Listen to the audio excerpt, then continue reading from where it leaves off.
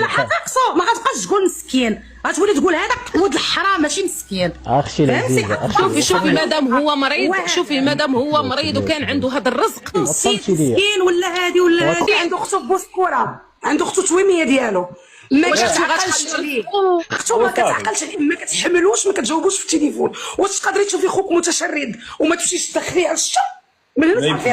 اذا الهضره ديال كان كيتلخ باه راها بصح. ما بغيتيش والله ما دات لي شي وحده شي حاجه، حيت انا فاش كان على السحر على السحر يعني واش ممكن غير سمعني ماما سيرين عطيني غير ودينتك الله يرجازيك بخير. واش هذاك السيد شي وحده دارت ليه السحر حتى تفروح؟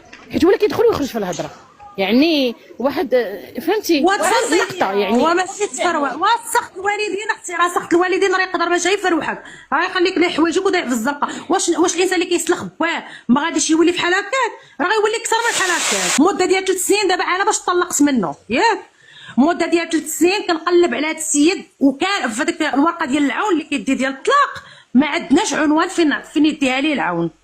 مده ديال 3 سنين دابا، مده ديال 3 سنين هو فحال ما هكا، راه ماشي دابا يلاه عام ولا عامين ولا، راه فحال هكا مده ديال 3 سنين. راه ملي تفرقت معاه انا هو بحال هكا، وقبل ما نتفرق معاه راه كان مشرد واقيلا، راه على ما اظن راه واقيلا كان مشرد.